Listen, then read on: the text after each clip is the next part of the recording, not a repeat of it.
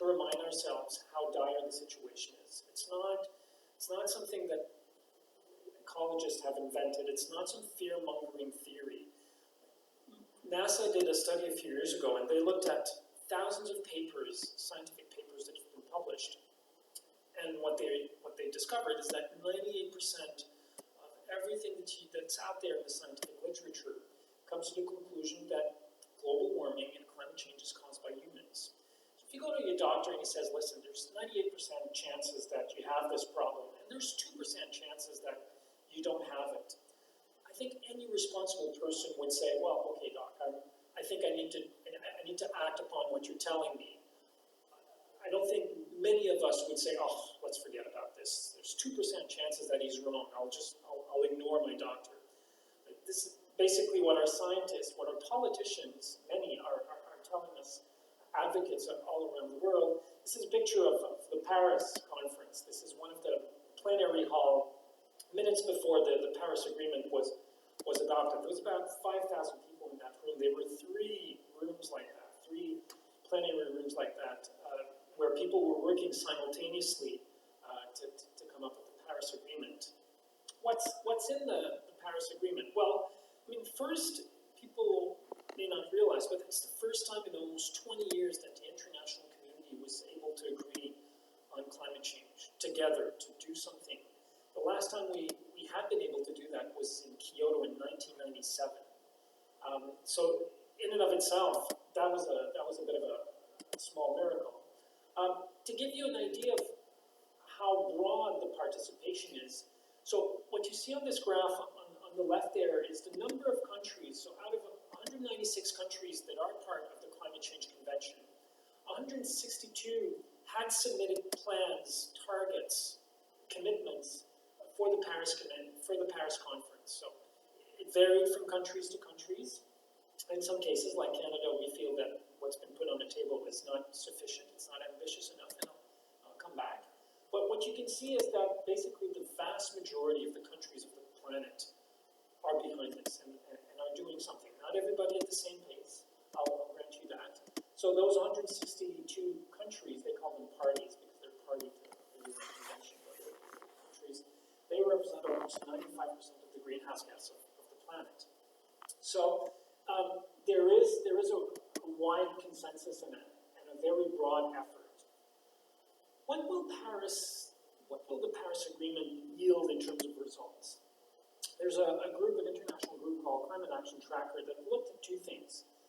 They looked at current policies, meaning what was on the table before Paris in terms of action plans to fight climate change, commitments, and their conclusion was that there's a variation, but they think that with what was on the table, we are heading to a world where the warming would be around 3.6 degrees Celsius, which is pretty much in line with the second slide I was showing you. So a world much warmer than what we've known. And then they looked at the pledges, so the commitments that were made in Paris, and their conclusion is that if everybody does what they say they were going to do, then we could avoid almost 1 degree Celsius of warming. That's not insignificant. I mean, that's a major feat if we do it, because we still have to pull it off. We haven't done it yet. But it's still too much. Because in Paris, countries agreed that we have to do everything we can to limit temperature increase to 2 degrees Celsius and even try and maintain them below 1.5 degrees Celsius. Why? Well, because the more the planet warms, the more natural catastrophes we'll have, the more climate change we'll have, the more difficult it's going to be for people from many parts of the planet and for our kids and grandkids to deal with this problem. Climate change is not just about pollution and reducing that pollution. It's also about international morals or ethics. In 1992, when the first convention was adopted on climate change, the Rio Convention, countries like Canada and Europe, Japan, and the US, so-called developed countries, recognized that we had moral obligations to do more than developing countries. Why? Because this problem. Climate change is not just about pollution. Industrialized countries that have contributed significantly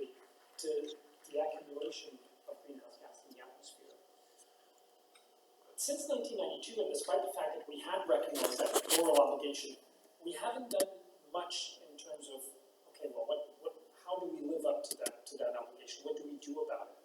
How does that responsibility translate?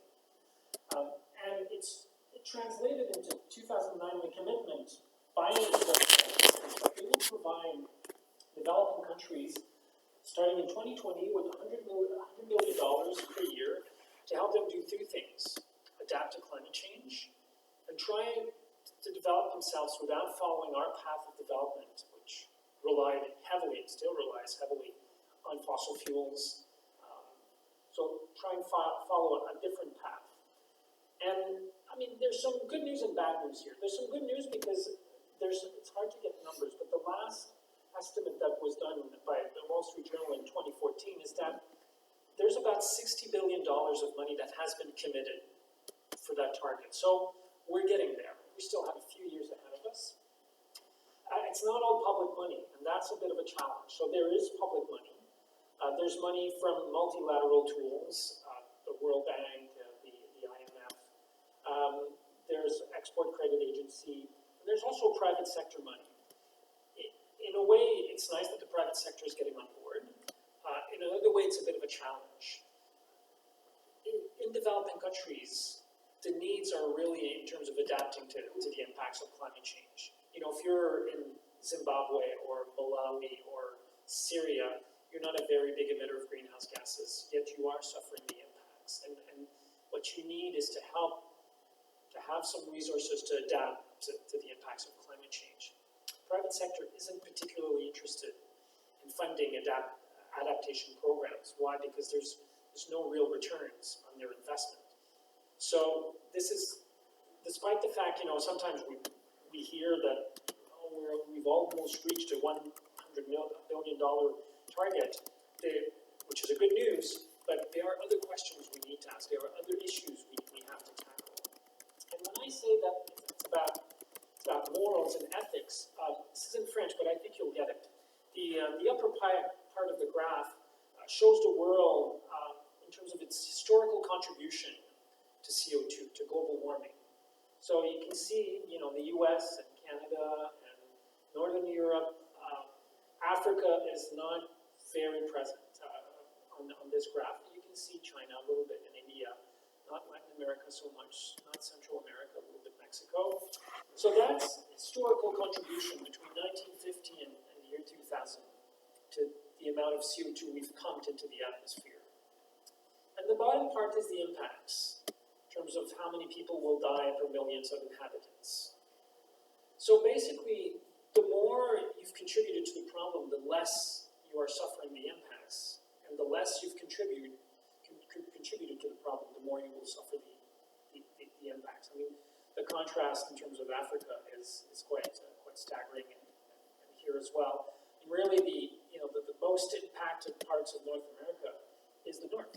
Inuits, communities who will have, in many cases, to be resettled because the ground on which they're standing, and they've been standing for thousands of years, is melting. And it's a mix of ice and mud and clay, and it's melting. And we'll have to move many communities. We have to resettle some of them already. So it's not about pollution to some extent. It's not about economics. It's about morals. It's about what we did and how we have a responsibility to do something about it. How did we get there? Well, even today, we are still very dependent on fossil fuels. We consume about 97 million barrels a day of oil every single day. That's a lot of oil, and we'll see that even in some of our provinces, country, fossil fuels still occupy a big share of our energy portfolio. So this is Ontario. So your electricity, that 26% here, is about 60% nuclear. You phased out your coal for electricity production. That was, Ontario phasing out its coal was the most important step taken in North America to reduce greenhouse gas emissions. It's the most important, so bravo. But there's still some natural gas here in terms of electricity production. A lot of renewables, wind and solar. But there's still natural gas for heating, use in industrial processes, and petroleum, mostly for transportation. So, 69% of your energy portfolio in Ontario is still fossil fuels. It's a little bit more than that, but there's some coal there on top that's still being used in some industrial processes. And it's not to point fingers, it's just a reality. Most OECD countries, industrialized countries, have a similar portrait. We are still very dependent on fossil fuels, and we need to get out of there, and we need to do it quickly.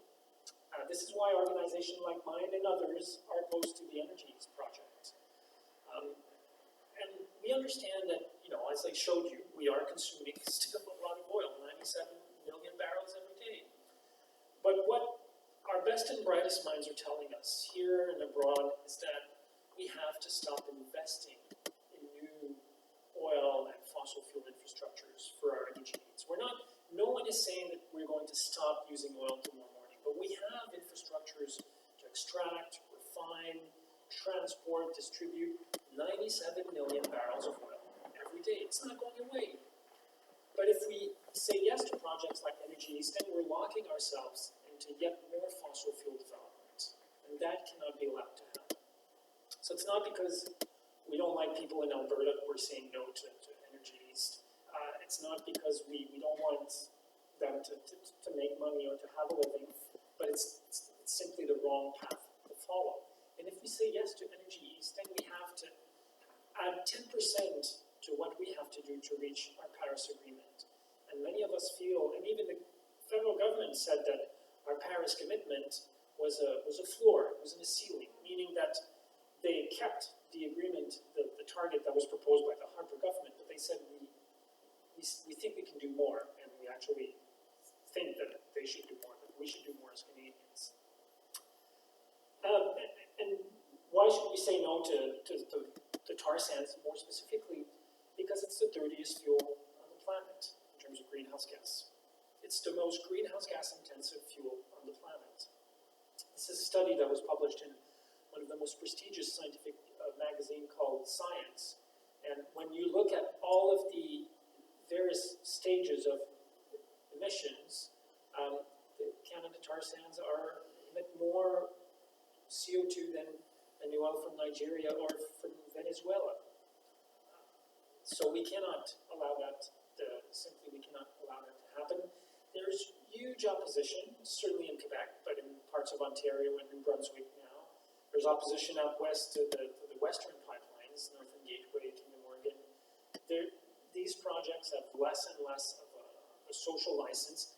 And it's not just because of climate change. To be fair, people do fear in the case of the Greater Montreal area, all 82 mayors unanimously oppose the project, basically because they're very concerned for, if there was a spill, the freshwater reserves for 4 million Montrealers would be affected by this. But there's some good news. The world, as I said, is starting to change, and we've seen some of those changes in the form of climate change, but there are other changes taking place. I have a little question for you. Who do you think said that phrase just there? Climate change could have huge cost to insurers. Is it, people want to venture any names? David Suzuki, Al Gore. It's not David Suzuki, it's not Al Gore. It's close. It's a guy named Mark Carney. Now, some of you may remember Mark Carney as the governor of Bank of Canada, who's now the governor of the Bank of England. And last year, he did a speech to a room full of bankers and insurers, top executives, telling them that the biggest threat to their industry is climate change. And most of them don't even know about it. In Paris, he launched a group with the ex-mayor of New York, Michael Bloomberg, an organization that will be looking at the financial stability of companies based on their climate change exposure. So they're calling it climate risks or climate financial risks. So one of the most important bankers on the planet is starting to talk more and more about the dangers and the impacts of climate change. So it's not just a bunch of environmentalists talking about this. And when I say that it's changing, this is from an article from Bloomberg, the news agency, the financial news agency. They looked at, so in 2013, we invested globally $141 billion in energy development from fossil fuels. The same year, we invested 48, I can't see from here. 43, thank you. So 2013 was the first time in history where we invested more money to produce energy from renewables than we did from fossil fuel. And according to Bloomberg, it's not looking very promising for fossil fuels in the coming years, whereas it's looking very promising for renewables. Now, I mean, we could debate whether or not nuclear should be part of clean energy, but even if you take the nuclear out of that equation, clearly we can see where this is going. In the US, for the last 2 years, more money has been invested in producing electricity from solar and wind than from natural gas. We hear about the natural gas boom in the US all the time. We never hear about the solar and wind boom. Yet it is happening. And it is happening rapidly. Ontario adopted 4 years ago one of the most progressive piece of legislation for the production of renewable energy. It's called the Ontario Green Energy Act. And I know that some newspapers and some politicians in Ontario would like to blame the Energy Act for everything that's going wrong with the energy sector in Ontario. Well, I would take that with a couple of grains of salt. I mean, actually, renewable energy right now is among the cheapest form of energy production in the world. Much cheaper than even our hydro in Quebec. A new project that we're doing, a new hydro project we're doing in Quebec is going to be almost twice as expensive as small community wind projects that we've been doing in the past few years. And certainly cheaper than nuclear refurbishment. Nuclear is going to cost 2, if not 3 times more than renewables. So yes, your energy bill has gone up in Ontario. It doesn't have to do a lot with the Energy Act. It has to do with a whole bunch of different things. And some people have gone on to this. If we would have done that presentation 10 years ago, China would have been here. A big producer, but certainly not 70% of the world market. They've done that really, really quickly. And some people think, well, what about jobs? Renewables are not. What about jobs? Well, there's an organization here in Ontario that did a study a few years ago looking at, okay, say we have $1 million to invest. If we put that $1 million into oil and gas, how many jobs do we create per $1 million invested? Well, we create 2 jobs. If we take the same $1 million and we put it into clean energy, solar, wind, biomass, then we create 7 times more jobs. So there are lots of jobs to be created there. There's so many new alternatives coming online. This company, it's an interesting Canadian partnership. It's a Quebec company, but its first one is in Edmonton. They're called Edmonton, and they produce ethanol from our urban waste. Once we've recycled paper and cardboard, once we've taken the compost out of our trash bag, they take whatever's left and they turn it into ethanol. They're about to build a second plant in Quebec. The American government wants a piece of them. There's a project that's going to start in Europe. China, they're one of the most promising new energy company in the world. And it's also happening in the transportation sector. The sales of electric vehicles are going up very, very rapidly. So rapidly, in fact, that in China, 4 years from now, they will have 10 times the amount of electric vehicles. So they have about 500,000 electric vehicles on their roads today. They will have 5 million by 2020. Now, some people may think, well, this electric car is so much better than a gas engine if the electricity is produced using coal or things like that. Well, it is, even if the electricity was produced by coal, and that's not what we're arguing for, obviously. But an electric engine is 3 to 4 times more efficient transforming energy into movement than an internal combustion engine. So every time you put $1 of gasoline in your car, remember that only 27 cents in that dollar is being used to move you. The rest is blown up as smoke, is lost in heat. Electric engines are much more efficient at transforming that energy into movement. And in fact, the country that saw the birth of modern vehicles, Germany, has just adopted a bill that will make it impossible to sell internal combustion engine vehicles in Germany in 2030. There will be no more gas engines being sold on the German market 14 years from now. That's not very far. It's going to change very rapidly. But it does beg the question, how does that transition happen? How do we do it? How do we ensure that it is done smoothly?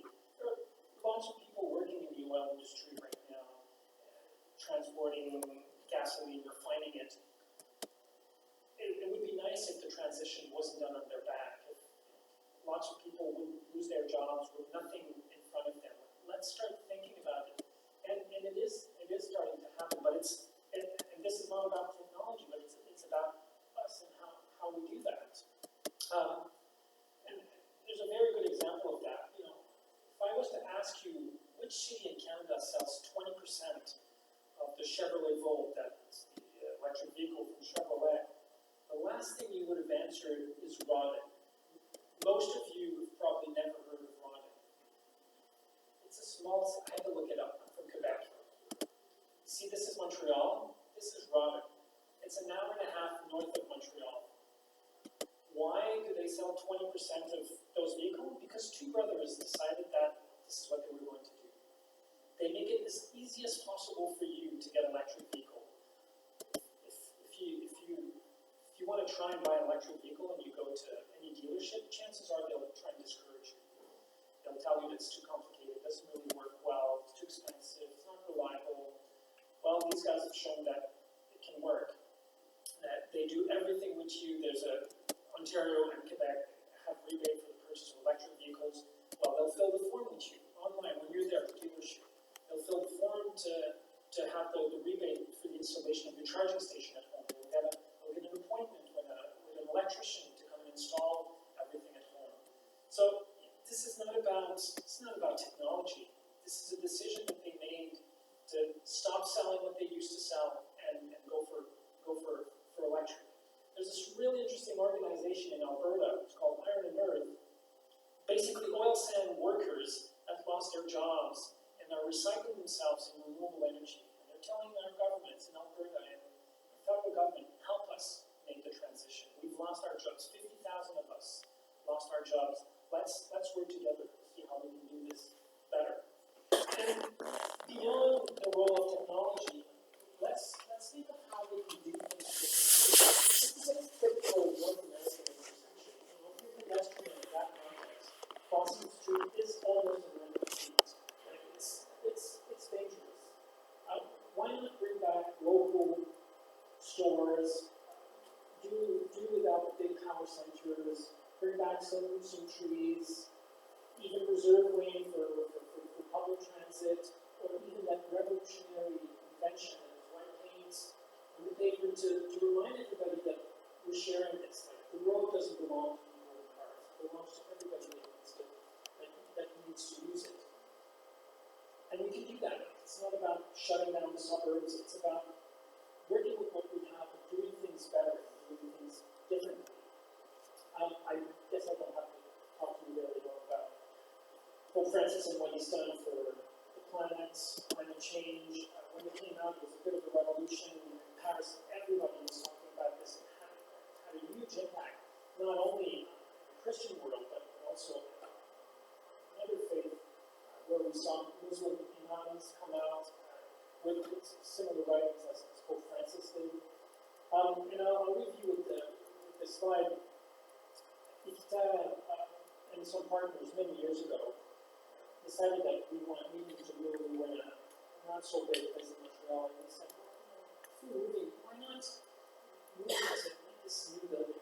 The amazing building, one of the most energy efficient building in Canada, and we would have all sorts of things, and we could use all sorts of new technologies, and we could reduce the footprint of that building, we could reduce the amount of water, and it's called the Sustainable Development Building. It's in downtown Montreal. This is a 5-story high wall of plants in walk-in atrium that filters the air of the building. We recycle rainwater for toilets. We have geothermal energy that allows us to heat and cool our building. We have a backup gas generator for the months of winter, which we use about 2 to 3 weeks a year. So we save every year on our energy bill $100,000. A bunch of environmentalists got together and convinced some different people that we could do this. Imagine if the whole construction sector decided that they could start doing that. If you go on our website, there's a list of actions you can do in your everyday life. You probably know all these things, but I was asked to put it there. I'll leave you with this slide, which is a good resume of what I've been talking about. I borrowed this from a big multinational called the R&D Rand Corporation. They're a U.S. firm. And this is a picture from their website from the late 60s. And this is what their scientists thought the personal computer would look like in 2004. It says so here. And they say that this tremendous breakthrough would be made possible by the use of the computer language Fortran. Now, if you're less than 40, you've never heard about Fortran. Who remember using Fortran? Who still uses it today? I'm not sure, but I think this is the mouse. If we told those people almost 50 years ago that 10 years before this marvel of technology was made possible, we would have personal computers we would carry in a backpack that could do thousands more operations per second, they would have said, no way, won't happen, it's impossible. I told them that barely a decade later, it would fit in the palm of our hand, we could carry it with us everywhere, we could watch TV and do video conferencing and do this and do that, they would say, no, we can't do that. Well, when people say, we can't tackle the challenge of climate change, we have all the solutions. They're economically feasible, they're technically viable. All we have to do is pull our efforts together and make it happen. Thank you very much.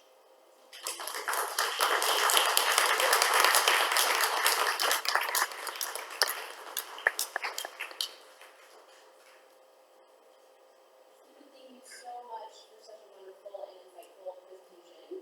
We're going to take a very brief break so we can go out, get some refreshments, use the facilities. We'll be back here in 5 minutes.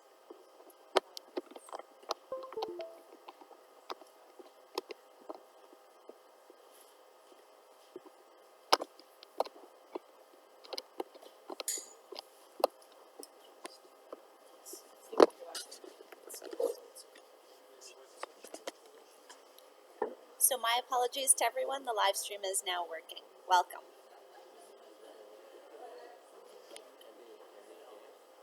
Yeah. Let me get this one straight. The town of Bozeman. I think so. Can you maybe just double check it on the other laptop? What? Do you mind checking it on the other laptop? So the two prices. It's on YouTube. Only 20,000 Yeah. population. And they make car. They sell 20%. 20%. Motors made by Chevrolet. They sell 20%. All of these electric cars sold in Canada. They're not so sells which city sells 20% Toronto, 21%. All the electric cars.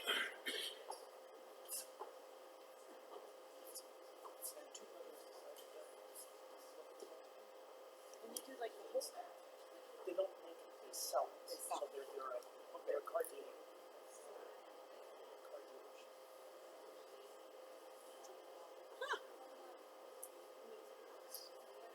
Show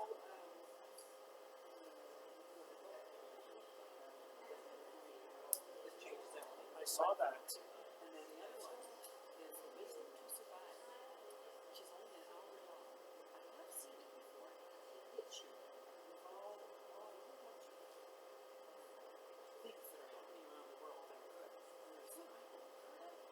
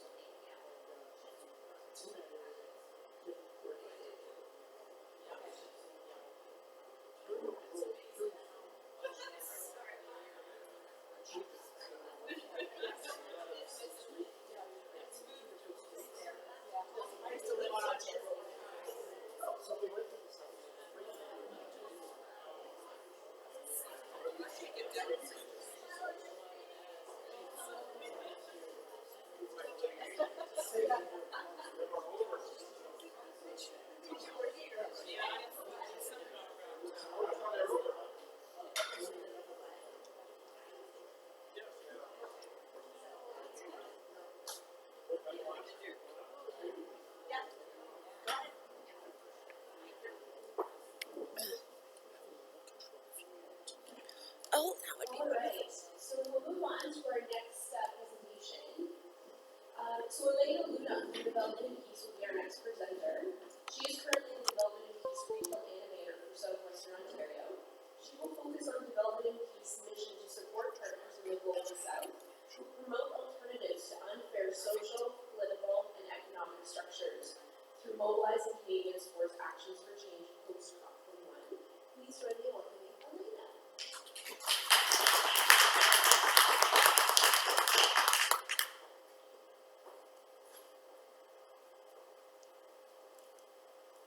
Hi everyone. Most of you in the room know me, so a big hello. For those of you who don't, as Sarah mentioned, my name is Elena Luna, and I am, as they dub me, the new Kojo.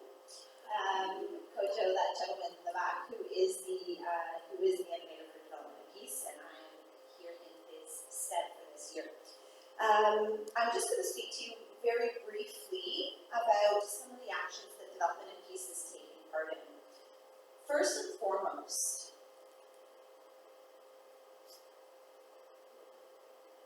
was working as a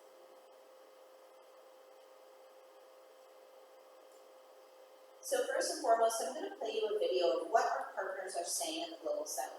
And what are they saying about COP21?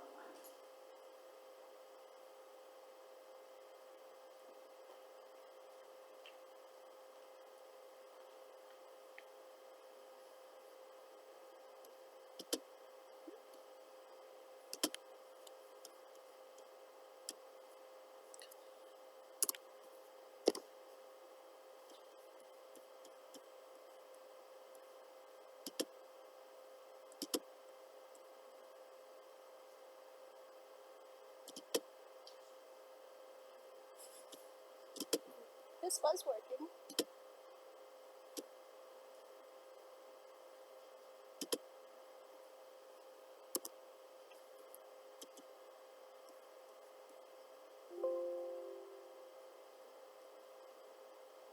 Go to slide 9.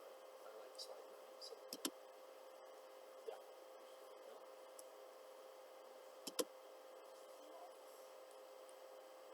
This is terrible.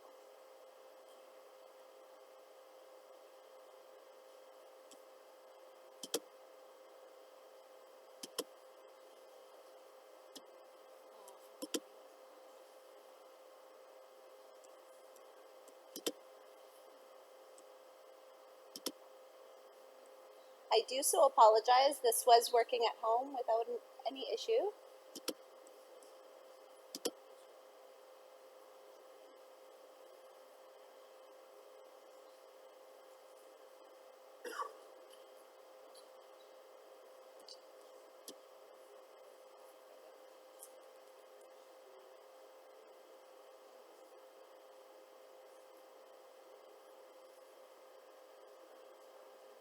Well, the negotiations have really been disempowering compared to what happened here, where you can sense the power from the social movements. It's empowering because it's, well, most of it is closed door, right?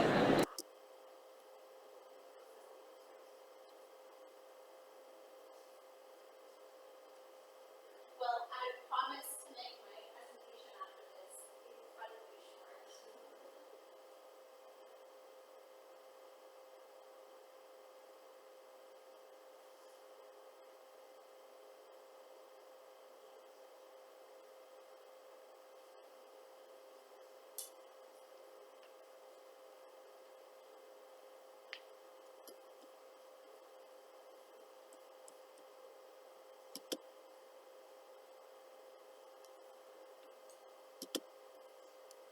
Well, the negotiations have really been disempowering compared to what happened here, where you can sense the power from the social movements.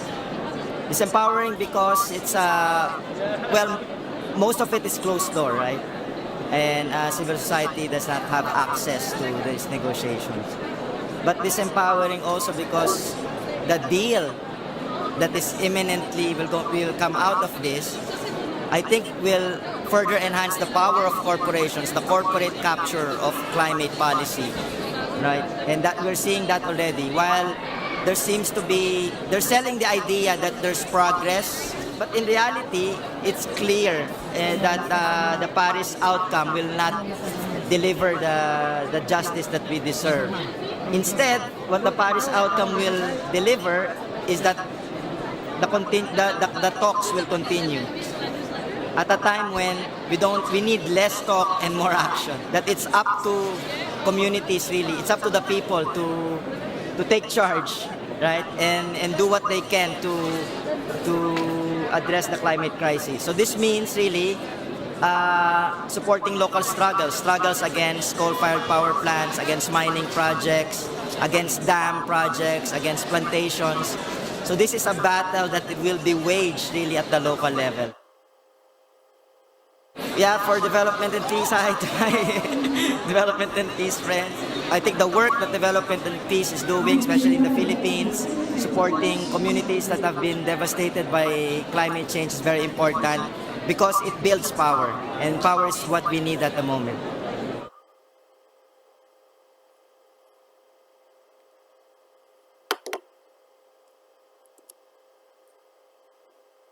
Well, the negotiation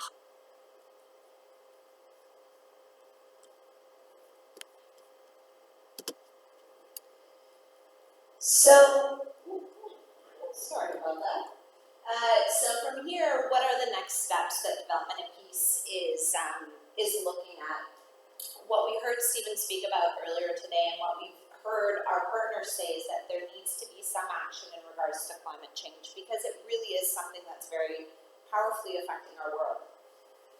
So post COP21, or at COP21, Canada committed itself to investing $2.65 billion by 2020 to support communities in the global south that are hit the hardest by climate change. COP21 was recently ratified by Canada on October 5th. It is estimated also, if we take a look at the global industrial agricultural system, it represents 44 to 57% of total greenhouse gas emissions.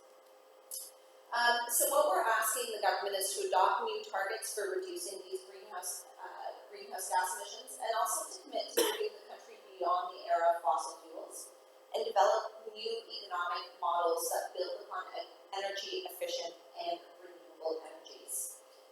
The director of our In Canada Programs Department recently said, small family farming and agroecology are the ways of the future to enable farmers to reduce the impacts of climate change and thus cool the world.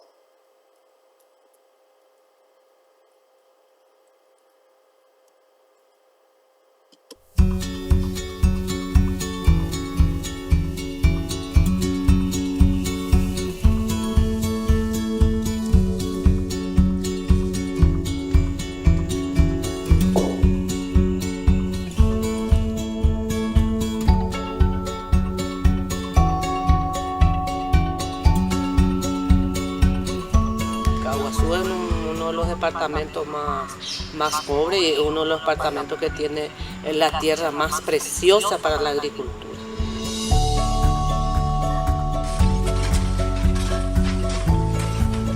Y por eso que los agroexportadores se pelean por nuestros espacios, porque la soja y otros productos que ellos exportan permanentemente sale muy bien, porque la tierra es hermosísima.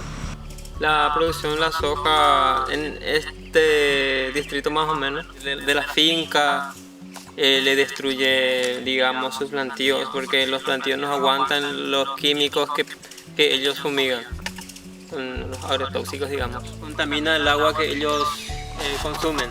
El gobierno tampoco da un buen panorama, digamos, para que la familia se autoabastezca así de su producción, digamos. De ahí que los jóvenes, quienes terminan su colegio, van a ir en busca de otros trabajos, digamos, que le dé ingresos más rápidos, digamos. Y hay gente que también que no valora el trabajo de lo que es la chacra, no aprenden más a trabajar en la chacra, de producir comida sana. También porque no hay precio tampoco. El Estado no ayuda tampoco a eso.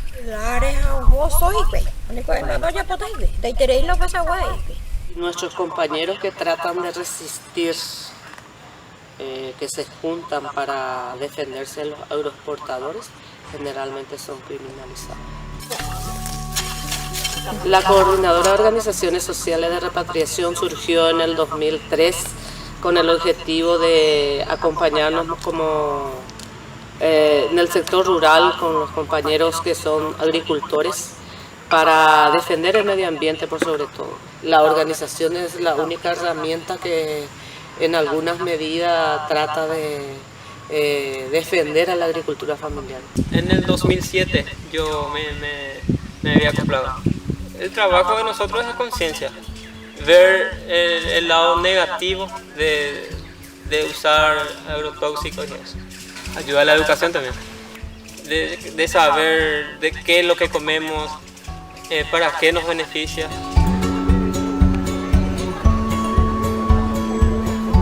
Hoy lo que estamos teniendo es la feria Yacarú Porajahuán. Es una feria que hacemos en el marco de acercar directamente a los productores con los consumidores.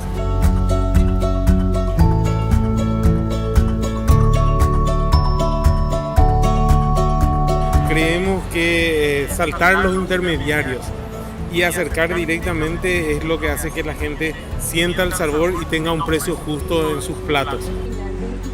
Lo que nosotros hacemos con los campesinos y con las organizaciones de base es que se organicen para mejorar su producción, esa producción sea agroecológica, sea rentable, que tengan alimentos para su consumo y también tengan un pequeño excedente para que puedan vender. Parte mía y de todos mis compañeros, una experiencia positiva para nosotros porque muchos productos que trajimos, la mayoría de las personas visitaron, compraron y llevaron y salieron satisfechos y nosotros mismos también. Y eso produce que mejores tus condiciones económicas, mejores tu autoestima como familia y que puedas proyectarte y pensar en cómo seguir creciendo y viviendo. Demasiado bien, demasiado contenta y feliz por haber venido, porque es la primera vez que vengo y participo con ellos. Y bueno, tenemos que seguir tomando conciencia que el campo y la ciudad, solamente unidos y trabajando y pensando juntos, podemos llegar a un mundo más sustentable.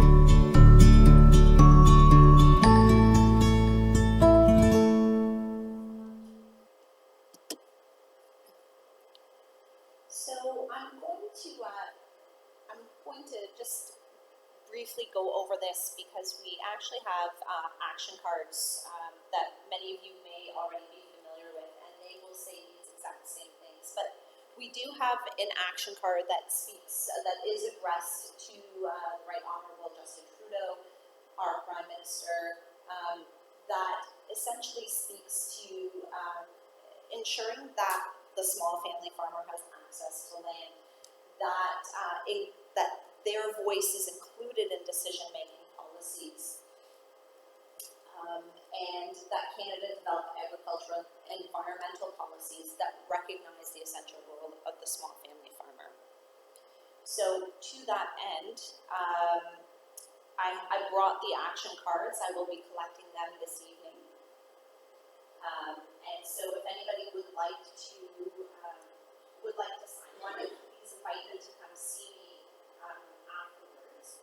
This is what they look like here, and they are called At the Heart of the Action, and those asks are on the back of that card. The other action that we mentioned is, for some of you who don't know, we are now entering into our 50th year. Development and Peace was founded in 1967, so that is 50 years of solidarity that we have worked in the Global South with partners in the Global South.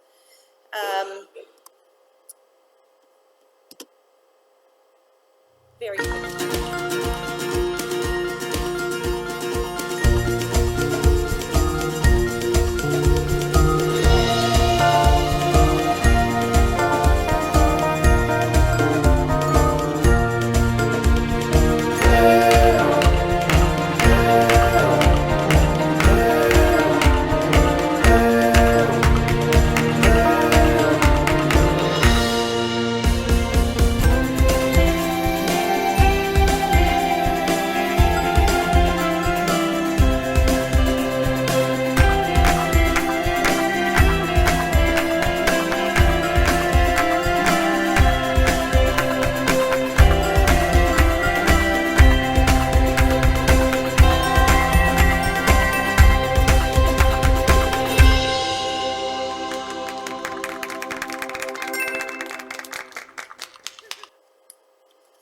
And so the other action that we're asking folks to consider is to become a member. And I have those membership postcards here today. One of the reasons why we ask people to become members is simply because being a movement of growing members across country actually gives us a huge amount of weight when we meet with ministers, when we meet with government officials and MPs locally and around Canada. And here, if you notice in the previous video, in 2010, it said rebuilding better after the earthquake. As we all know, Haiti has recently been absolutely devastated by the hurricane.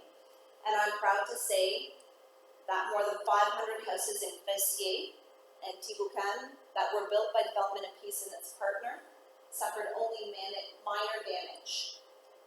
This was due to high quality construction techniques and the materials used. And so this is a picture of one of the houses that still stands today. So without further ado, that was it for me. I would like to thank you all for coming, and please, I've left some materials out front, and I really encourage you to sign those action cards and or become a member today. Thank you so much.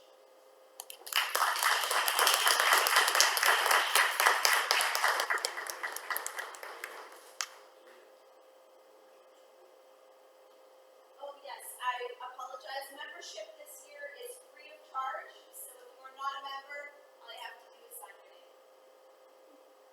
Thank you so much, Elena. So I would like to introduce our next speaker, Kelsey Leonard. Kelsey Leonard is a PhD student in comparative public policy in the Department of Political Science at McMaster University, where she focuses on Indigenous water security and its climatic, territorial, and governance underpinnings. She is McMaster University's Philomathea Trillium Scholar in Water Policy and currently works as a research assistant for the Water Economics Policy and Governance Network. Kelsey has previously worked for the National Congress of American Indians as a legislative associate on the Tribunal Climate Change Adaptation. She holds an ABA Sociology and Anthropology from Harvard University, a Master's of Science in Water Science, Policy, and Management from the University of Oxford, and a GED from Duquesne University. Kelsey is an enrolled citizen in the Shinnecock Nation. Please welcome Kelsey.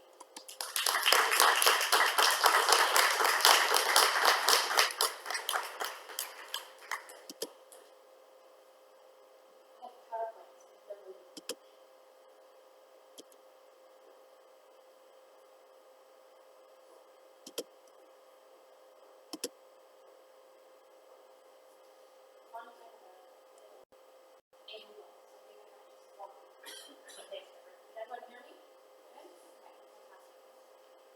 So I did my introduction earlier, and I'm have to do next slide, switching slides. I did my introduction earlier, but I'm from the Shinnecock Indian Nation in New York, so I'm really happy to be here. And in our way, it's good to ask permission to be here and to speak on someone else's land. And so the perspective that I'm offering you today is as an Indigenous person from the United States, but living in Hamilton and having worked internationally on Indigenous rights issues specific to water policy and climate change. So what we often say as Indigenous peoples is that we're on the front lines of climate change. You also heard the miner's canary analogy used earlier this evening, but we often see ourselves as Indigenous peoples as the miner's canary because what happens to us, what befalls our communities, is eventually going to be what happens to the rest of the world. And so we use that to have you take our comments and our thoughts and our experiences as a warning and to heed that. So I wanted to start also by grounding you in some theory around resilience, adaptation, and climate change. Noting that a large part of the world's freshwater resources are contained in basins and groundwater systems that are shared by 2 or more nations. And when we start to think about Indigenous peoples as nations and not as stakeholders, that number gets to grow even more than just 2. And as climate change is expected to raise the number of extreme situations, we're talking about extreme climatic events and flooding and drought, both in frequency and in duration, the management of these transboundary water resources gets more complex and becomes what, I guess in the sort of scholarly activist terminology, a really wicked problem. So when we're thinking about Indigenous peoples, some of our impacts and vulnerabilities in terms of climate change, these images show you some of those impacts and those vulnerabilities. So at the top left, you have one of the impacts that is facing the Navajo Nation currently in the Four Corners area of southwest of the United States, which is Arizona, New Mexico, Utah, and Colorado, is sand dune migration. So climate change is causing these major shifts in soil and in erosion on the reservation. We also have an increase in wildfires across the western portion of the United States, and you've probably also experienced those wildfires in the western portion of Canada. Those borders are politically drawn, and nature doesn't recognize them. And then you have below that on the left-hand side as well, it shows a depletion from the early 2000s to 2014, so about a 10-year period of pinyon trees, which are a sacred tree for a lot of the Southwestern nations in the United States. And so you can see that in the early 2000s, you had a strong pinyon population that's now been decreased in over a decade. Some other issues we talk about shoreline erosion, massive storms, things like Hurricane Sandy, Hurricane Matthew has just impacted tribal nation in the southeastern portion of the United States, so much so that they are without electricity and don't have running water and are expected to be online with the water for another 3 weeks, which creates so many different complications when you're trying to talk about indigenous nations and adaptation and resiliency in the face of climate change. You can also see sort of the picture on the left, on the bottom right hand side. It is a picture from the South Pacific, and we talk about our Pacific Island nations and really being on the front lines of climate change and in coordination also with our Alaska Native communities who are now our environmental and climate refugees, really physically being forced to leave their islands, leave their homelands because they're sinking. I wanted to also relate this back to my work specific to water policy and to show you just in the Canadian-US context how many of the major water basins across North America are shared between the US and Canada. And then if you add in the multitude of indigenous nations that are along that sort of drawn border, the management in terms of our water is very, very complex. And so on a global scale, we have over 60% of chunks and basins do not have agreements, no management agreements between the nations or the indigenous nations for the management of that water and in respect to climate change as well. What do we do next? How do we talk? How do we communicate? And how do we collectively ensure the management and safety and security of that water? When we look specifically within the Canadian context, you have the Columbia River Basin, which has a treaty from the 1960s that's currently up for renegotiation. And if it doesn't get renegotiated, then that large body on the western portion of North America will not be governed by anything between the United States and Canada. So that's a really critical issue that's currently happening.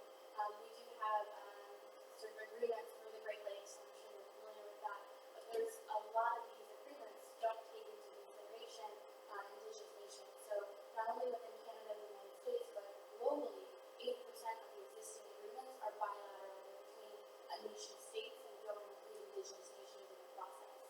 And then furthermore, some of these agreements, they don't provide for regular data sharing or notification. So when we talk about managing our environment and managing natural resources and managing water, data is really important. And if you don't have policies in place to allow for that data sharing, you're going to create really big communication problems that hinder your management efficacy and efficiency.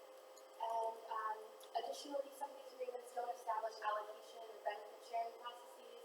They don't contain dispute prevention, which for indigenous nations is actually really critical to us, because if we want to lay claim or issue some type of dispute, if the bilateral agreement doesn't have anything in there that recognizes our right to make a claim or make a dispute, we're at a standstill. There's a problem with that, let alone whether the nation state has a pathway to issue a dispute or a claim.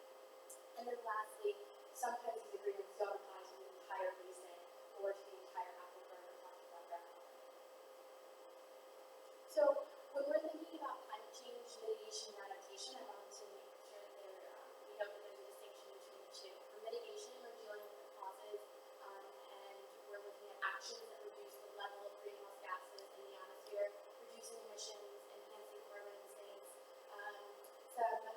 And then when we're thinking about adaptation, we're dealing with the effects, taking action to minimize impacts of climate change, reducing vulnerability to people and places and effects of climate change. And so for indigenous nations, on the adaptation front, that's looking at emergency response teams, putting policies in place, creating adaptation plans, how do we respond in the event of these extreme climatic events occurring. For mitigation, that's when we start to think about renewable energies, alternative energy sources, but those can often be problematic in and of themselves. So we say, okay, well, we want to get away from fossil fuels, we want to get away from sort of these dirty energy sources, and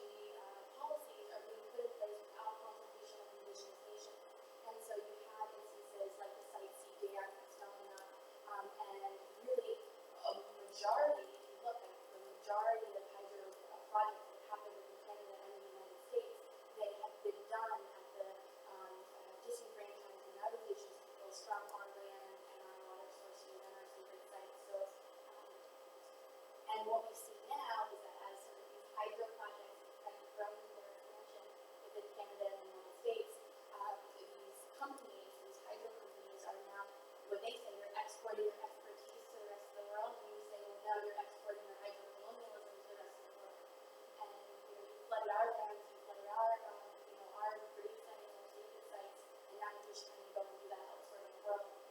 And it's not that indigenous nations are anti-hydro, it's the fact that we are not brought to the table as nations to have a consultation where we can stand and we can have our over a project to say, well, no, you really shouldn't be putting them here, it could be going somewhere else. And it's not just hydro. Where I come from, it's offshore wind. European settlers coming to North America don't realize that we've been here for thousands and thousands of years, and before the shoreline that you know is not the shoreline that we know. We had cities and villages that went out almost probably about 20 miles off the coast, at least from my community, off the eastern coast of the Atlantic seaboard. So when you want to put in an offshore wind site, you're actually putting in a site that's going to impact submerged cultural resources off of that shoreline. So there's all these different considerations that we have to take, but when we don't consult indigenous nations in the process, it becomes really, really problematic and a form, what we say, of ecocide and cultural genocide. So why do we need indigenous institutions to protect our water, to protect for climate change? Well, rivers and lakes do not respect political boundaries. Indeed, they're often the basis for them. So having indigenous institutions inform our water policy and inform our adaptation to climate change is really about reinforcing our traditional kinship networks and those traditional political connections we had prior to colonization. So recognizing this is a process of decolonization and reconciliation, sort of that kind of buzz term now in Canada. Additionally, it's about asking what mechanisms exist to prevent water from being held, diverted, or polluted by one government to the disadvantage of indigenous people. So we have to take into consideration the historical processes that have happened over time, recognizing that they have been to the detriment of indigenous peoples, and how can we prevent history from repeating itself. What are the frameworks for considering claims? So this is what I mentioned earlier, that as indigenous peoples, we have to be able to have our claims treated equitably in some form of justice or legal system. And if there currently is no pathway for that claim to be resolved equitably, then we have to address it. And then lastly, 3/4 of the world's countries face potential disputes, and we've heard this sort of analogy that water is the new gold or the new oil, something to fight over, water wars. Well, in many ways it is, and it's because of climate change this is becoming more exacerbated and more difficult to address. And that water really is becoming this area of contestation, and you see issues around nesting and extraction. How do we deal with all of these different issues as they start to arise in the changing climate? So why now? Well, hopefully we're advocating for indigenous nations to be brought to the table because it's to correct the historical exclusion of indigenous peoples from environmental reform and environmental policy. So it's about righting past wrongs in a lot of ways. We're also saying that this is a pragmatic recognition based on the large and growing extent of land under indigenous management. So I don't have the figures here, but if you actually start to look at the amount of land globally that is either currently or ancestrally tied to indigenous ownership, you're by not including indigenous nations, you're leaving out a really, really large portion of land management and water management owners from the discussion. And that's problematic if you want to create innovative, sustainable solutions. We want to also provide basis for environmental protection that's culturally and for cultural and commercial purposes. So recognizing that indigenous peoples have cultural ties to land and water resources, but also that we have a right to our economic development and to the commercial purposes of those resources.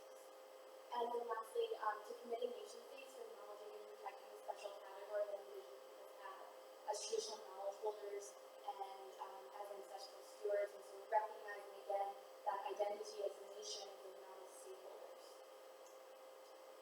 So this leads us to say that we're advocating for change as it pertains to climate change policy because we can no longer afford to maintain the status quo. It's the miners canary analogy from the beginning. This idea of ethnic labeling or saying that indigenous peoples are just ethnic minorities or marginalized communities to be protected removes a lot of our agency as nations and political figures. And so we're we're saying we need to start switching from this conversation of us as minorities to recognition of our nationalism and of our nationhood, and through that, it provides a pathway for our collective resilience for us to, as indigenous nations, work amongst ourselves, but also in partnership with the governments of Canada, the United States, and other governments internationally to build adaptation and mitigation policies for collective resilience strategies in the face of changing climate. So, takeaway from today, if you take anything away from my talk, is that we're nations, not stakeholders, and that's really when I'm sitting in environmental planning meetings. It's often, the indigenous nations, other stakeholders, they need to be brought into the conversation. But no, any time that the Canadian government, the U.S. government, or the province of Ontario, or the state of New York is sitting down at the table to talk about a major climate change policy or COP21, the indigenous nations should be at that table as well. And if they're not, we need to ask ourselves why.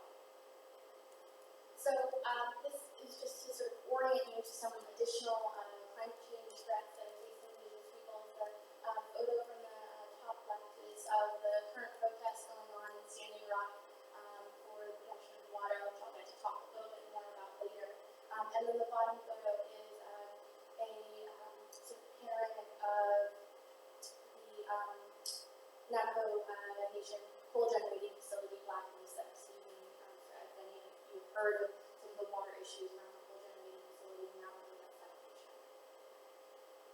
So within Asia, I just wanted to sort of orient you to a lot of the indigenous the climate change issues facing indigenous peoples around the world. And so within Asia, we see that there's an increase in the tropical rainforest of Asia. There's an increase in temperatures that have really impacted their crops and made it so that indigenous communities within Asia are now forced to relocate a lot of their agricultural developments and their farmlands. And so that's an issue that I want to bring light. Within Africa, we also see that there is a depletion in resources, often linked to depletion in water, specific to droughts. And so not being able to have a level of food security that once was, and to be able to practice traditional ways of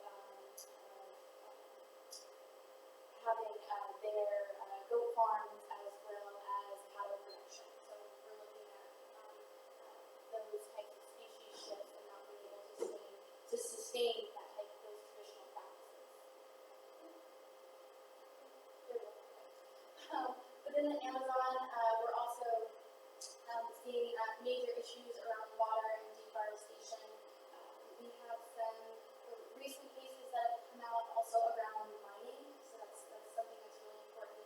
And when we start to think about free, prior, and informed consent, it invites indigenous peoples to be active in the consultation of the harvesting of resources, specifically mining. That's something that's come out of South America. There's a recent case around Tesla and lithium batteries and lithium mining, and indigenous peoples not necessarily saying that they're opposed to lithium mining, but claiming rights to lithium that is being mined for economic purposes. So I think that's really important to consider. That again goes back to that theme I brought up, that indigenous peoples need to be consulted not only because they may find the mining practice to be a violation of their land or their resources or their cultural beliefs, but it also could be a violation of their economic rights.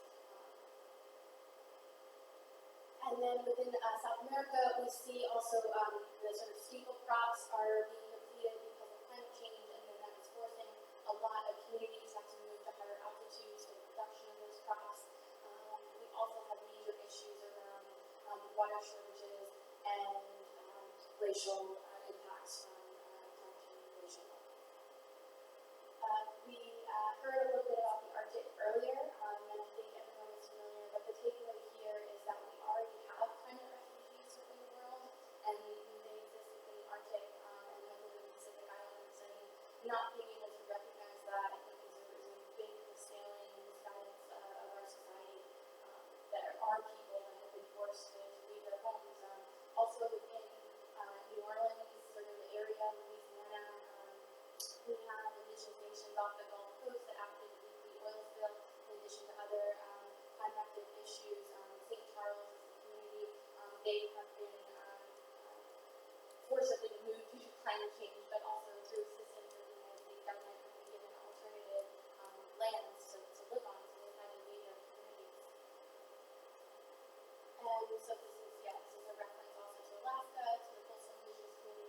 Where I come from, along the Atlantic seaboard, we have major issues when we have hurricanes, when we have storm surge and shoreline erosion, and figuring out ways to adapt to that is really difficult. And then in Finland, Norway, Sweden, if you want to think about the Sami people, they have impacts on their reindeer populations, and specifically, again, with the whole food chain of life, if the reindeer don't have this one species as a vital food source, then the population gets depleted. And this is a reference to the Pacific Islands, moving along North America, talk a bit more about that. And so I wanted to bring this to the next portion of my talk, which is on traditional ecological knowledge, and I think in the valuing process of trying to understand how we integrate indigenous knowledge and Western knowledge to carve out sustainable and innovative solutions to climate change, it really is about understanding what we mean when we say traditional ecological knowledge. And really, it's the collective knowledge acquired by the indigenous nation as a result of the people's interaction with the environment and occupation of a region over many generations. And so this is also applied to resource management and decision-making structures. So we want to think about fisheries, wildlife, fire and water resources, agricultural and mining projects, environmental impact statements, health studies. These are all the different things that traditional knowledge, traditional ecological knowledge, could be incorporated into the planning process. You certainly know the old saying, 2 minds are better than one. Well, it's the same thing when we talk about knowledge, we talk about the co-production of knowledge. Not including traditional knowledge in our planning processes is doing ourselves a disservice as human beings.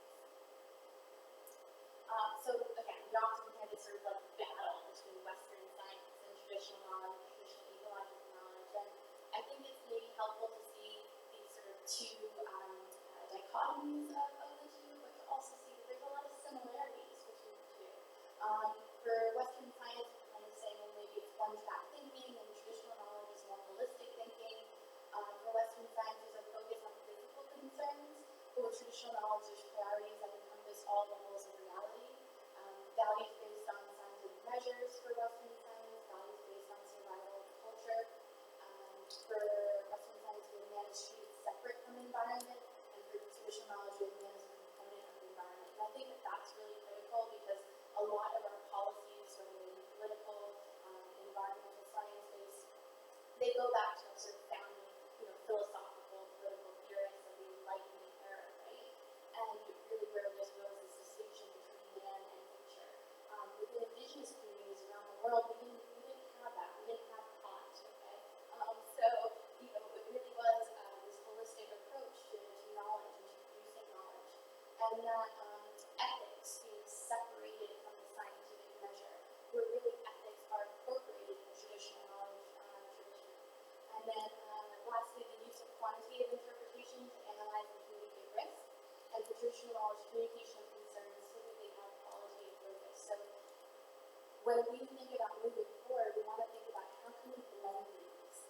Because if they operate in silos, they aren't allowing for innovation. And I think you'll talk to many indigenous peoples, and they won't say that, oh, we should just be using traditional knowledge to inform our policies and to inform how we move forward as a world. They're advocating for blending and for co-production. So when we think about natural resource preservation central to indigenous culture, well, as indigenous peoples, we want to make sure that there's water quality, but also quantity. We want there to be land protection and management. We also want to look for the protection of plants, animals, ecosystems.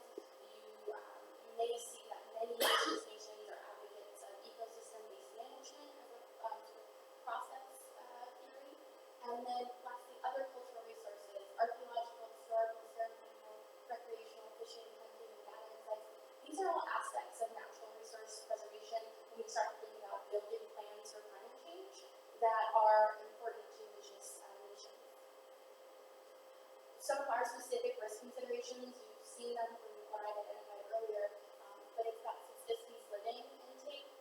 So when you think about fishing, I'll give you an example of what that means, because right now you're probably saying, this is a lot of information, and I really don't understand how it applies to me, on the ground. Another item for risk considerations are culturally significant sites, plants, and animals. And then we have traditional ceremonial and medicinal practices and those ecosystem balance. So these are things when nation states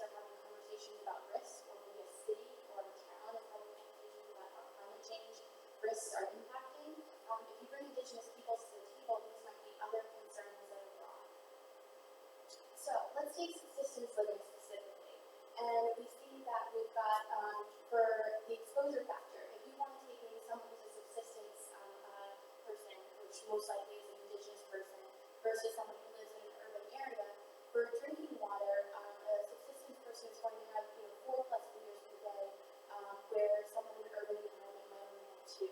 When you think about fish ingestion, for an indigenous person, it's about 120+ pounds per year, versus an urban person where it's 20 pounds per year. So when you think about water pollution, and we talk about water quantity and quality, if we're setting water quality standards to be at the rate of someone who's consuming at an urban level, but yet subsistence livers are still eating at that higher consumption rate, they're getting a larger amount of pollutants in their fish than the urban person. So it really becomes a health issue and an environmental justice issue for indigenous peoples. And I can answer more questions about that. So challenges for implementation. How what are some of the obstacles we face in getting indigenous peoples to the table for adaptation to climate change? Well, there's currently no national guidelines to ensure the inclusion of indigenous rights or interest in environmental reform. So UNDRIP is still being debated. There was some endorsement by the Canadian government, and then there was sort of a reach-back saying, well, we endorsed it, but we're not really sure how we're going to be able to implement that. So you can probably imagine that a lot of the many First Nations here were not very happy about that. It was kind of like a, here you go, here's this like awesome gift, and then we're like taking it away. So it's a battleground right now to see where we go from here. There's also inconsistent approaches within jurisdictions. So the province of Ontario might have a better relationship with First Nations here than the province of BC does with their First Nations. Also, maybe the province of Ontario has a really good relationship with one First Nation here, but doesn't have one with another. And so inconsistency is problematic. And we don't have national or regional guidelines, and inconsistency gets to be more rampant. Industry and other stakeholders can be blocks to indigenous participation, especially when we think about fossil fuels. And again, climate change is sort of posing the overall risk here for very challenging implementation. That with a changing climate, it's hard to know if one year you're going to be adapting to drought and another year you're going to be adapting to flood, and how do you manage all of that, especially with limited resources and capacity from an indigenous perspective. So when we think about indigenous expectations for planning, again, it's about valuing our culture, valuing traditional knowledge of the planning process. What do we mean when we say that? Well, it's saying that indigenous knowledge about the environment must be afforded parity with scientific knowledge and decision making. So sometimes, an example of this is that data requirements do not include traditional knowledge as a valued data source. So when you have federal requirements that say that, then it kind of serves as a barrier to indigenous knowledge, traditional knowledge being a part of the policy process. Because the federal administrator, the provincial administrator is just going to say, well, my hands are tied because it's not written into the federal guidelines to allow me to have traditional knowledge be a part of the process. And so what we're seeing though now is that some of the guidelines and the environmental assessment requirements are having traditional knowledge being written in as an added component. We need to see that happen more often and at the federal level. And then we also need to value the UNDRIP, the UN Declaration on the Rights of Indigenous Peoples. These are all of the rights of UNDRIP that basically secure the rights of indigenous people to be protected against the impacts of climate change. And by our governments, both the US and Canada, not supporting UNDRIP and fully seeing its implementation, they are contributing us to having greater risks of the impacts of climate change. So the path we share. I wanted to also share this with you, that one act of violence takes 4 generations to heal. You've probably been accustomed now to the conversation around truth and reconciliation. And this photo on the bottom right is of the George Gillette, the chairman of the Mindan Hidatsa and the River tribes of North Dakota in 1948, when they built the Garrison Dam and they flooded the traditional homelands of his people. And he's crying at the sighting. And so what this means is that a lot of our these sort of renewable energy projects or energy projects generally, these pipelines, they have historical trauma rooting in our communities, and they have a historical trauma impact on all of our people and for generations to come. And so, for people that are from Mandan or Gatsa, they still remember this. I mean, it's the same thing too with the Columbia River Basin. They flooded one of the traditional fishing grounds to build a reservoir for the dam out there. And so we have to be conscious of these historical acts that were committed against Indigenous nations to be able to move forward. And so that's really where you see a lot of the TRC report that came out of the Truth and Reconciliation Commission being meaningful also to our environmental policy reform. And I like to say this term about collective resilience, that if we work together to build not only climate change resilience, we're working towards our collective survival, working towards our survival, not only as Indigenous peoples, but as humanity. So I wanted to leave you with just some information on a current issue. How do you apply this in your everyday life? Well, to take action now, you have the current protest that's happening within Standing Rock in North Dakota, Cannonball, North Dakota. This is the map up on the right-hand side, is a map of the Missouri River, which is would be impacted if the pipeline ruptures. There are 28 indigenous nations along the Missouri River, with Standing Rock being at one of the most northern points of the river. And so not only will all of the cities along and all of the states along that river be impacted, but this is really why indigenous nations are taking this fight to the pipeline company to protect their water. And so if you're on Facebook, the sort of most reliable source for information is Sacred Stone Camp. They will put out all of the major publicity around the camp and what's happening and how to support, how to donate. So you want to make sure that any sort of donations that you're giving are going to the right people. And you can reach out to your political leaders, raise awareness. I know that the Universalist Church has already sent out a statement in support of the protests that are happening at Standing Rock. And then lastly, also just encouraging fossil fuel divestment. One story is that one of the major funders for the pipeline, for the Dakota Access Pipeline, is actually the Pennsylvania Teachers Retirement Fund.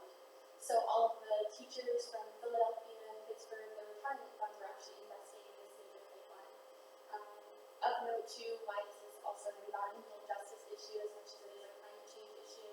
The pipeline was originally routed to Bismarck, North Dakota, which is one of the largest cities in North Dakota, and was determined to be too much of a risk for the residents of Bismarck, so it was then put through just a little bit south of the Standing Rock Reservation, and directly rupture occurred with impact to their freshwater source. So, what do we want? Takeaways from this. First Nations, we want to speak for ourselves, respect the rights to our lands, territories, and self-determination. We want to be a part of all stages of the decision-making process. Have our traditional territories and responsibility for stewardship to be recognized. Free, prior, and informed consent. We want to be able to drop to the table at an early enough time to be able to be consulted, give our opinion, and if need be, veto a project. Capacity building. We need the ability for there to be developing resource streams. So funding is always an issue when we're trying to combat climate change. And take into account our knowledge systems so we can have co-production or innovation, and valuing traditional knowledge. And specific to COP21, these are some takeaways that Indigenous peoples brought out from COP21. I think it's of note that Indigenous nations are not allowed to participate in COP21.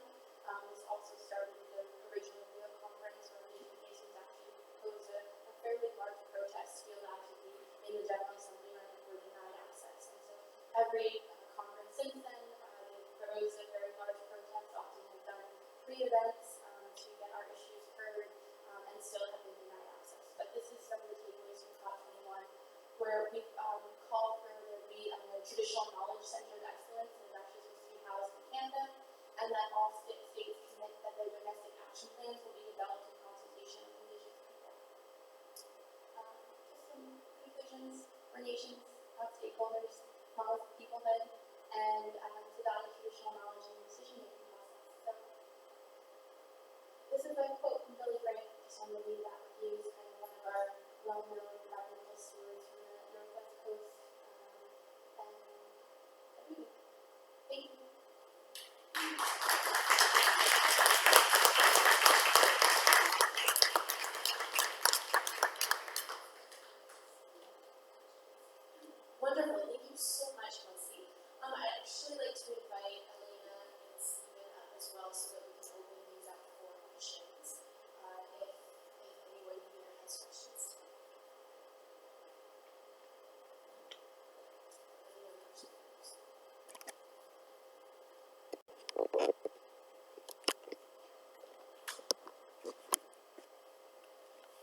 was a Tesla conference on energy in Niagara Lake this past week, and one of the things that they were trying to be hopeful about some of the technological fixes that can help to solve climate change. And one of the things they were looking at was the electric car. So sort of addressed to you, Stephen.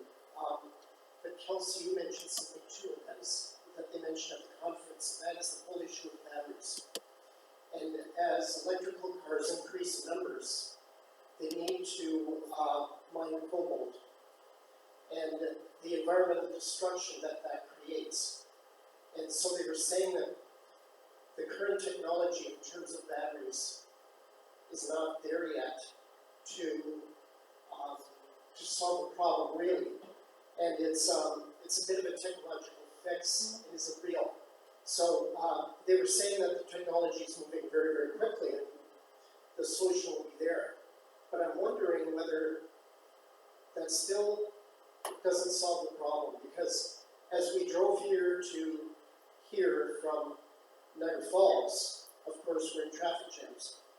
I think some of you came from Toronto, and the same thing, you're in a traffic jam. So the question is it a fix that's not a fix, because the real fix is mass transportation?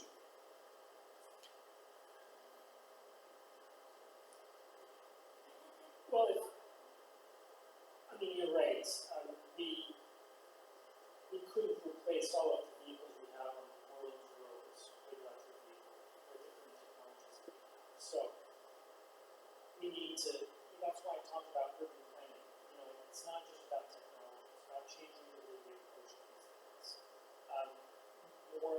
More public transit, absolutely. In terms of, the electric vehicle is a much more efficient vehicle. So in terms of moving people around, you can't do it with a metro or buses. It's just about technology. In fact, when we look at how the energy system are evolving, we're going to electrify just about everything. Fossil fuels in the very near future won't be part of the energy mix. That still poses some challenges. In and of itself, there are ways of producing electricity that have impact on First Nation communities and local communities. Producing solar panels, you need to mine stuff to the different technologies for the solar panels. In terms of batteries, they are looking at interesting technologies that could be made from widely available material like iron. There's a company in Quebec that's working on an iron-based battery. Iron is widely available, easily recyclable. So technology will help us to get part of the way that, that's why I tried to talk about human factor. It's not just about technology. We are using wrong technology. We're using too much of those wrong technologies. So there needs to be a technical fix there somewhere, but it's not just Yeah, I think it has also a lot to do with, our maybe it's my law background, but I revert back to regulation and policies that are in place, and really when it comes to these burgeoning areas of energy development, electric cars, we're behind with the technology and being able to look for regulations and policies that will protect human life and communities while allowing for technological advancements and to create a better society. For the Tesla example,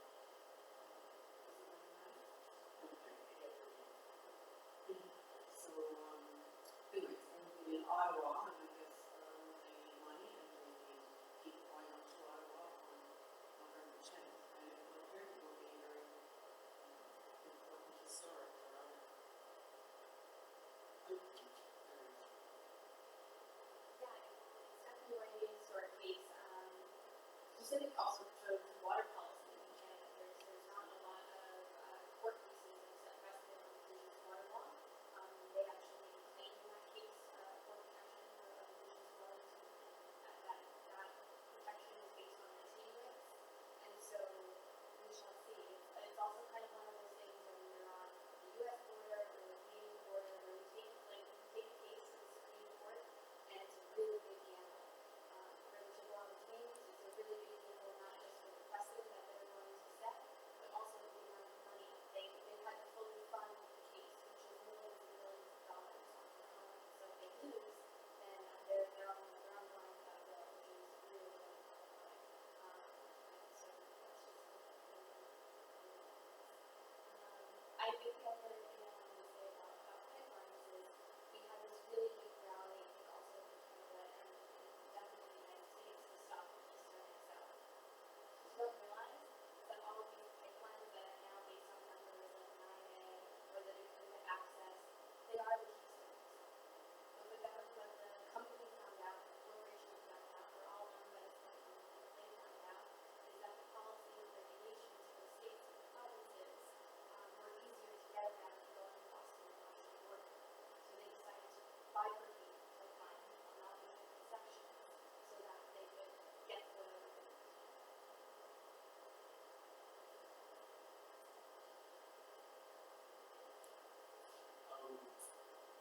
My questioning kind of goes back to your presentation talking about traditional I feel that sometimes when we're talking about climate change, we tend not to look at the actual root of the problem, which is that our world is dominated by imperialist, colonialist mindset. So corporations are able to get around these little laws, and how do we change that mindset? Because we can have all the technological advancements, all the scientific advancements, policy change, and all of that. But I'm asking, is there a need to change the whole way we look at life itself? Because that discussion is never had when we're talking about climate change, environment, so my question is, how do we also bring that into the forefront, actually changing how we look at business, how we look at economics, how we look at living together as a community, whether we're talking about urban, rural, what have you. So that's my question to the three of you.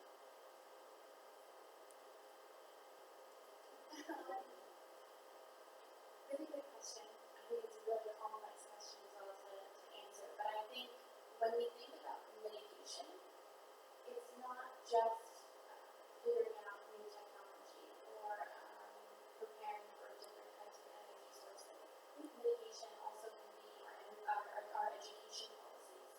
So starting within our school systems to be educating our young people around climate change, around adaptation, around traditional knowledge. And one of the great things that's recently come out of Toronto Public Schools is to start each day with a land acknowledgement. That is really, really powerful in being able to reshape as a society how we are worldview. And being able to shift that centricity of that worldview will really impact how that 6-year-old for the first time in the classroom grows up and then becomes the Prime Minister or the President of the United States. I think education can be really powerful. And that's why when I talk about traditional knowledge, I want it to be incorporated into all facets of knowledge production.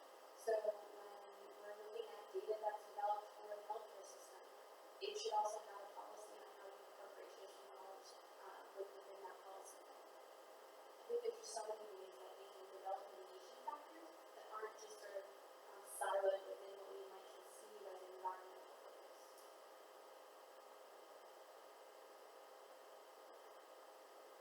And I think the process of the book gives us pretty good clues in terms of where we need to change our mindset from having to believe this. Once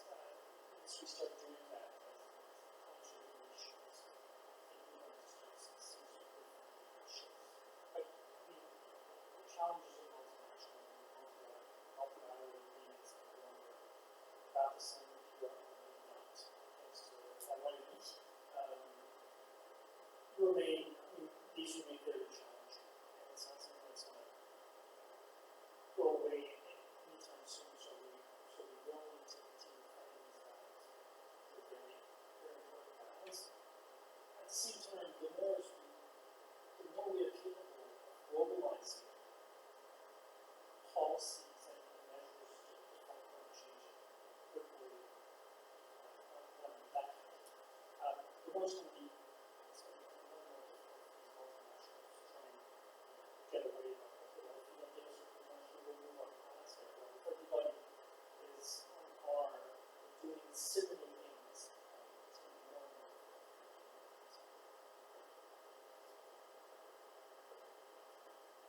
Well, I think those were really great answers, so I'm going to make this brief because that's quite a bit to follow up on.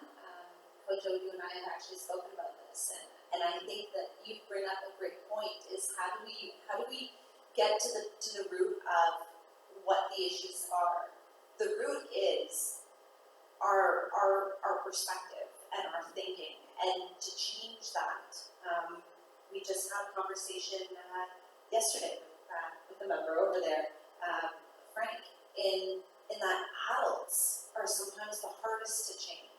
So if we want to see that shift in society, I like what Kelsey said. It's about education. It's about the fact that in the Toronto District School Board, they're doing a land acknowledgement. It's the fact that their street signs now carry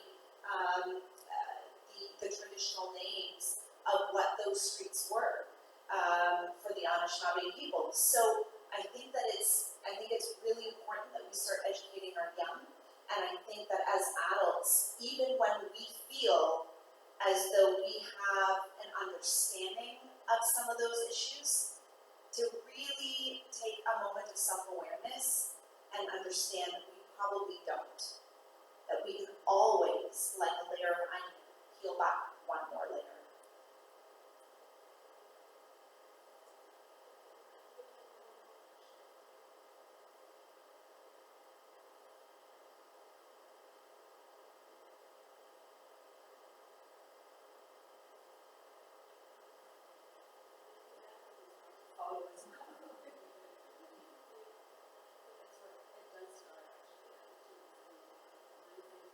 But I have to go back to the technology and the industrial simply because today I read an article by this gentleman who writes for the New York Times, Eduardo Porter, and I don't know too much about him. I'm looking more on the internet in terms of his background in a more detailed way, but I like the word he uses.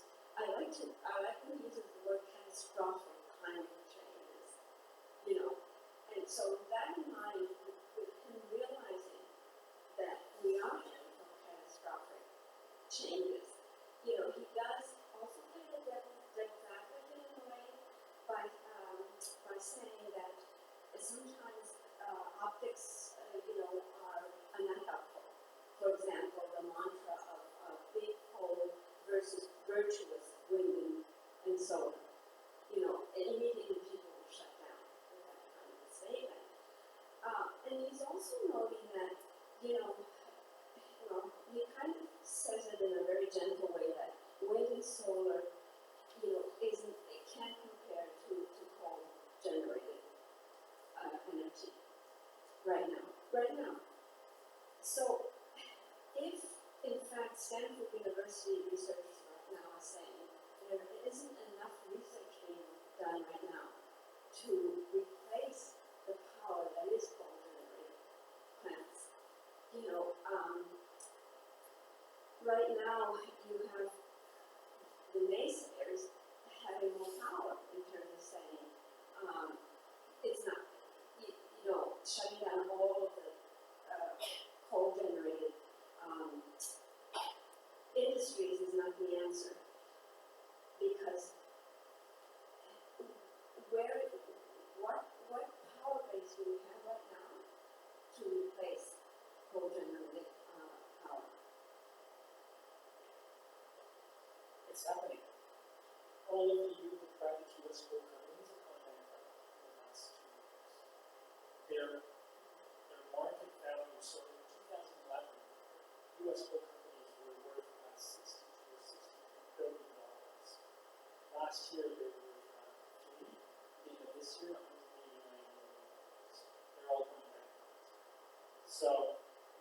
happening.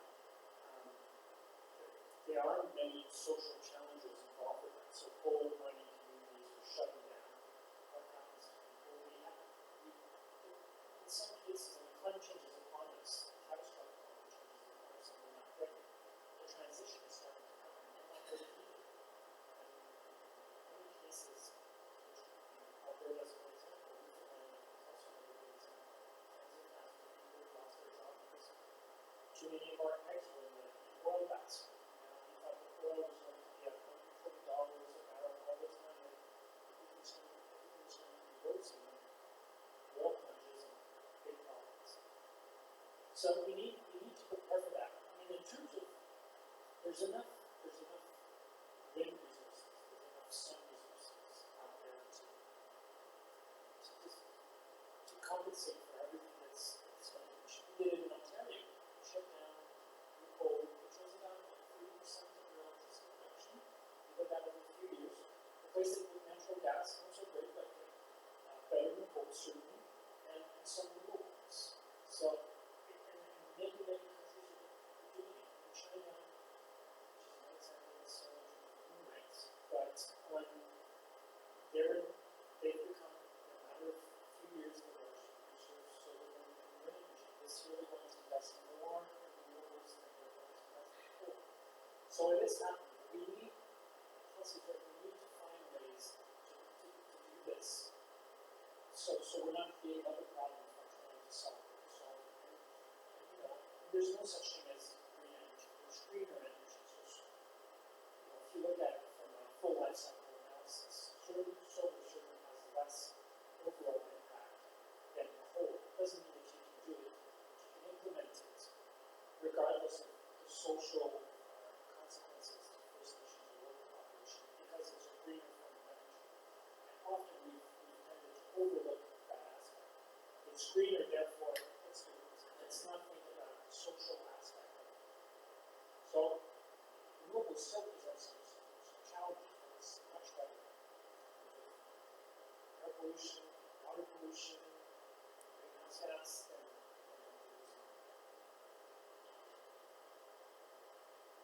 So again, I'm going to try and be brief, but I'd like to go back to the previous point because the question, and I guess the article that you reference, is framed in such a way of keeping up with our current energy use. Well, if we keep up with our current energy use, we're not going to survive as a species. There simply isn't enough. So the question then becomes, we need to again reframe our way of thinking. Reframe the way our society functions, the way our society thinks, the way we raise our children, the way we consume things. We in North America, especially North America, we're a continent of absolute consumers. My cousin in Peru once said to me, Elena, we work to live, you live to work. And that is the difference between North America and a lot of the rest of the world. And so the question cannot be framed in such a way that we approach this with how are we going to keep up with our current system? No, it needs to go back to the root issue and say the current system is not working for all the peoples of the world, so how are we going to reframe the system so that it provides enough energy for the necessities of life?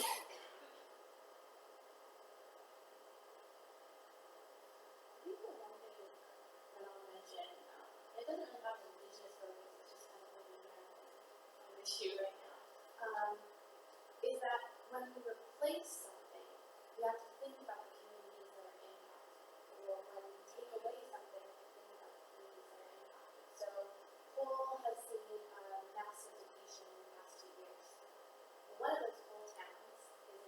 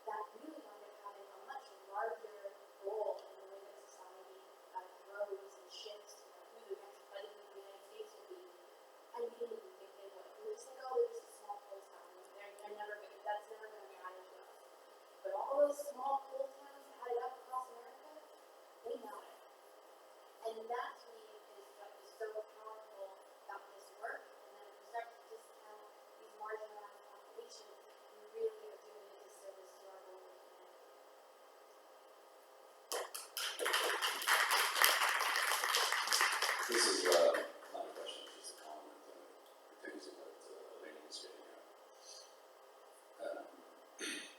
We've talked about Ontario getting rid of sick coal. And it doesn't mean that we have to replace that generation. What's happened here, and I just came back from BC, where we use electricity anytime of the day, it's the same price. So what's happened is electricity can't be stored. So you have to build the infrastructure for the peak demand. And now everybody in Ontario is doing dishes and laundry after 7 at night on weekends. And that's no big deal. And that probably accounts for a large part of, coal generation is gone, so the infrastructure stays the same to an extent. And then people culturally change their habits. So I think that's already happened here. I tell people in BC all the time to use their own time. So, but that could be part of reframing that question of keeping up with the demand.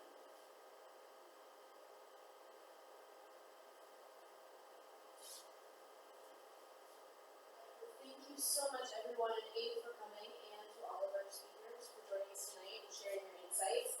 We have a couple of small little tokens of our appreciation for having you here with us tonight.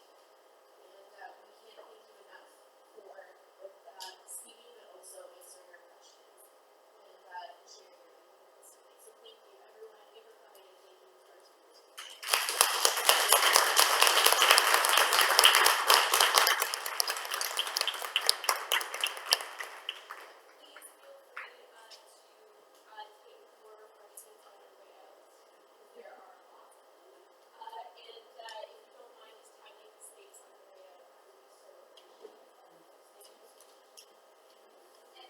Feel free to really pack up that plate because there's quite a bit there.